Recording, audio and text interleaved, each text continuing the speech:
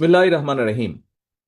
বাংলাদেশের মহান বিজয়ের ৫৫তম দিবস উপলক্ষে বিএনপি আয়োজিত আজকের এই আলোচনা সভার সম্মানিত সভাপতি জনাব মির্জা ফখরুল ইসলাম আলমগীর, মঞ্চে উপস্থিত জাতীয় স্থায়ী কমিটির সম্মানিত সদস্যবৃন্দ, সম্মানিত কেন্দ্রীয় নেতৃবৃন্দ, আমার সামনে উপস্থিত বিভিন্ন শিক্ষক, বুদ্ধিজীবী, বিএনপি এবং অঙ্গ সহযোগী সংগঠনের নেতা কর্মী, সমর্থক বৃন্দ, সহকর্মীবৃন্দ, সাংবাদিক ভাইরা, আসসালাম আলাইকুম।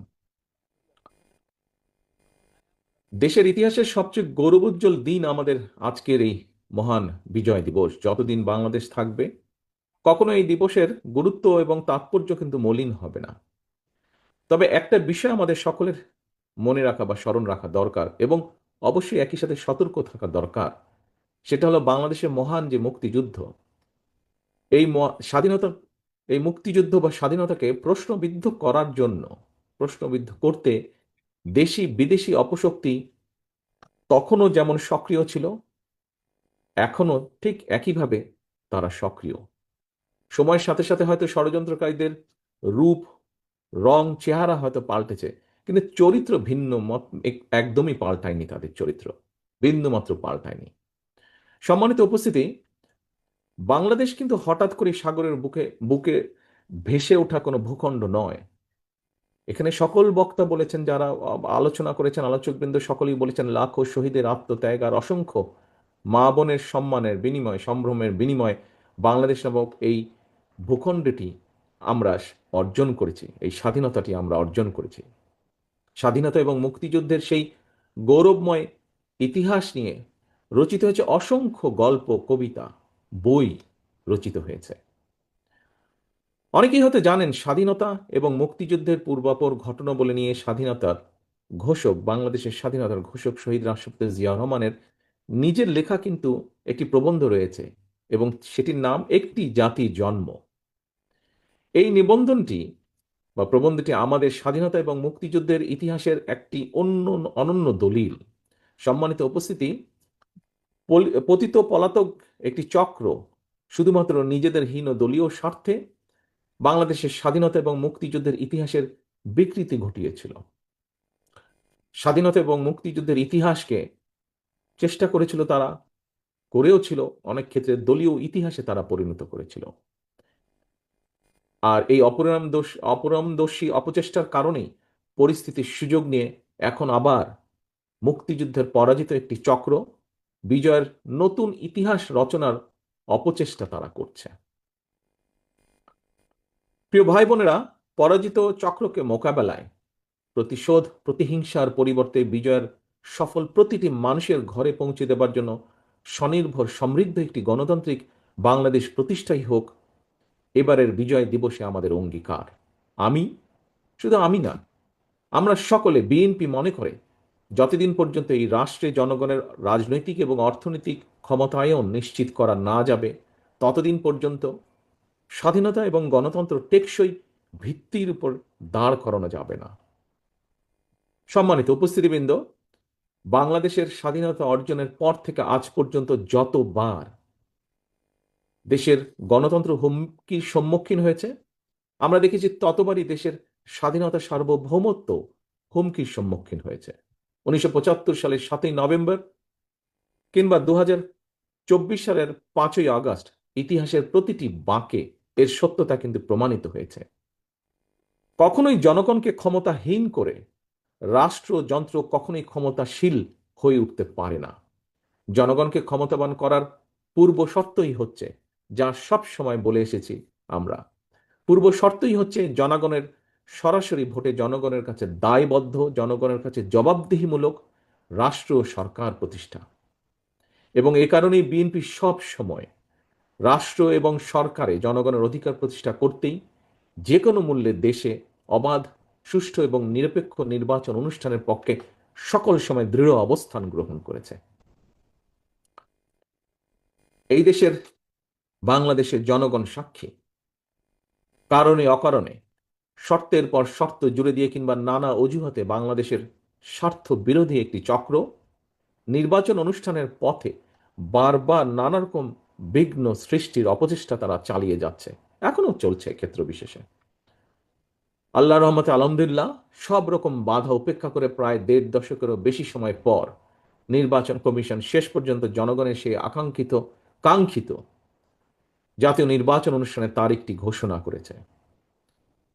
তবে প্রিয় ভাই বোনেরা, সতর্ক থাকতে হবে, ষড়যন্ত্র কিন্তু এখনো থেমে নেই।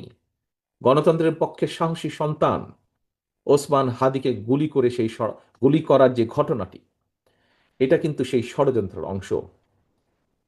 কি ছিল ওসমান হাদির অপরাধ? একজন রাজনৈতিক কর্মী হিসাবে আমার মনে যে প্রশ্নগুলি দেখা দিয়েছে, এই কয়েকটি প্রশ্নের জবাবের মধ্যেই আমার মনে হয় গণতান্ত্রিক আমি জনগণের সামনেও এই যে এই ঘাতকদের চরিত্র স্পষ্ট হয়ে উঠবে।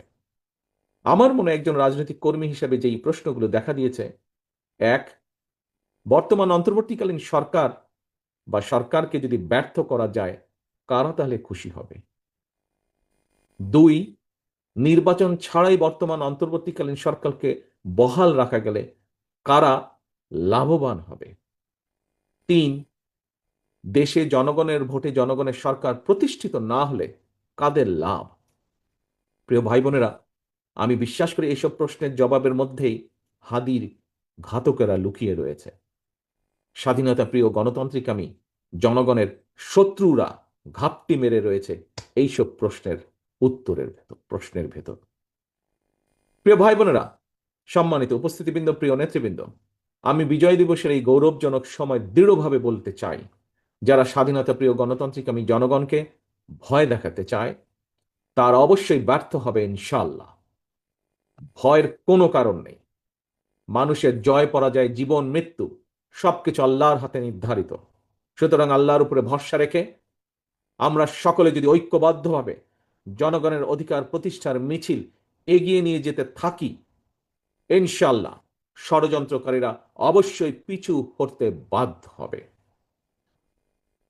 1971 সালে প্রমাণিত হয়েছে, 2024 সালে প্রমাণিত হয়েছে, 1975 সালের 7ই নভেম্বর 90-এর স্বৈরাচার বিরোধী আন্দোলন, প্রতিটি আন্দোলন সংগ্রামে প্রমাণিত হয়েছে, জনগণ ঐক্যবদ্ধ থাকলে জনতার বিজয় কেউ ঠেকিয়ে রাখতে পারে না।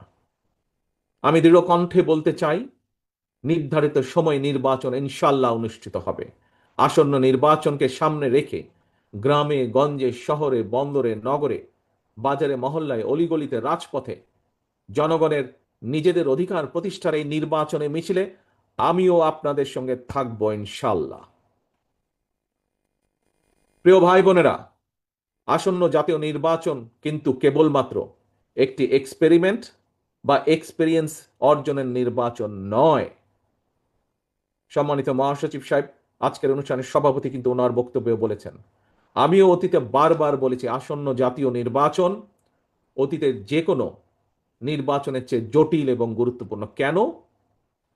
এবারের নির্বাচনের সঙ্গে জড়িত আছে বর্তমান এবং ভবিষ্যৎ প্রজন্মের স্বাদ, আশা, আকাঙ্ক্ষা, স্বার্থ এবং সম্ভাবনা। সর্বোপরি এবারের নির্বাচনের সঙ্গে জড়িত আছে বাংলাদেশের স্বার্থ এবং সার্বভৌমত্বকে সুসংহত রাখার প্রশ্ন। প্রিয় ভাই বোনেরা, আগামী দশকটি হবে রূপান্তরের দশক, এবং এই চিন্তা নিয়েই আমরা আমাদের দেশ গড়ার কর্মসূচি বাস্তবায়নের পরিকল্পনা তৈরি করেছি। দেশের জনসংখ্যার অর্ধেক নারী, 4 কোটি বা তারও বেশি তরুণ, কোটি কোটি কৃষক, শ্রমিক, কর্মক্ষম এই জনসংখ্যাকে কাজে লাগিয়ে বাংলাদেশের বিজয়কে সুসংহত করাই হচ্ছে বিএনপির একমাত্র লক্ষ্য। একটি স্বনির্ভর সমৃদ্ধ বাংলাদেশ গড়ে তোলার মাধ্যমেই আমরা আমাদের আগামীর প্রতিটি বিজয় দিবসকে আরো গৌরবান্বিত এবং আরো অর্থবহ করে গড়ে তুলতে চাই। মহান বিজয় দিবসের এই প্রাক্কালে আমি দল, মত, ধর্ম, বর্ণ নির্বিশেষে কৃষিজীবী, শ্রমজীবী, পেশাজীবী, শিল্পী, সাহিত্যিক, শিক্ষক, সাংবাদিক, বুদ্ধিজীবী, ওলেমা, আলেম, পীর, মাশায়েখ তথা বাংলাদেশের সকল শ্রেণী পেশার মানুষ, প্রতিটি নাগরিককে জানাই মহান বিজয় দিবসের আন্তরিক শুভেচ্ছা। মহান বিজয় দিবস উপলক্ষে বিজয়ের বার্তাকে, প্রিয় ভাই বোনেরা, বিজয়ের যে বার্তা, এই বার্তাকে আমরা শুধুমাত্র স্লোগানের ভিতরে সীমাবদ্ধ রাখব না। বিজয়ের সুফল প্রতিটি নাগরিকের ঘরে ঘরে পৌঁছে দিতে আসন্ন জাতীয় নির্বাচনে বাংলাদেশ জাতীয়তাবাদী দল বিএনপি বা ধানের শীষ আবারও জনগণের সহযোগিতা, সমর্থন এবং সুযোগ প্রত্যাশা করছে। পরিশেষে আল্লাহর দরবারে 1971 সালের স্বাধীনতা অর্জনের যুদ্ধে শহীদ এবং 2024 সালে স্বাধীনতা অর্জনের যুদ্ধে শহীদ এবং 71 থেকে আজ পর্যন্ত দেশে গণতন্ত্র এবং জনগণের অধিকার প্রতিষ্ঠার আন্দোলনে সকল শহীদদের রুহের মাগফিরাত কামনা করছি। আল্লাহর দরবারে প্রতিটি আন্দোলন সংগ্রামে হতাহতদের দ্রুত আরোগ্য কামনা করে আমার বক্তব্য আজ এখানে শেষ করছি। আল্লাহ হাফেজ। বাংলাদেশ জিন্দাবাদ। বাংলাদেশ জাতীয়তাবাদী দল জিন্দাবাদ।